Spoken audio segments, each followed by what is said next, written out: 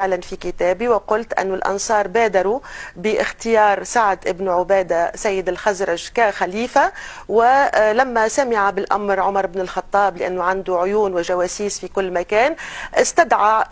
أبو بكر الصديق وقال له هيا نلتحق بهم إلى سقيفة بني ساعدة، وقال بأنه نترك العائلة، يعني يقصد علي والعباس، يعني أبناء ابن عم وعم الرسول، منشغلون في مراسم الدفن، ونحن نحكم القبضة على الحكم، لأنه في عملية الانقلاب السياسي السرعة عامل مهم. والحقيقة لما نقرأ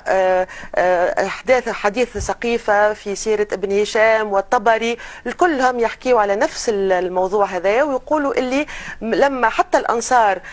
تخاصموا مع المهاجرين، يعني ويقصدون طبعا أبو بكر الصديق وعمر بن الخطاب وأبو عبيدة ابن الجراح، هم الثالوث يعني الأهم في هذه المداولة السياسية التي انتهت بخصومة وبالضرب والشتم. لما قال الأنصار لو لابد من اختيار شخص من قريش، انه اهم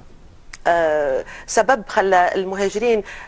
يحاولوا يقنعوا الأنصار بأنهم لا أحقية لهم بالخلافة هو أنه حديث النبي الذي يقول الأمة من قريش.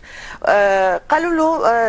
إذا الأمر كذلك فعلي أولى منكم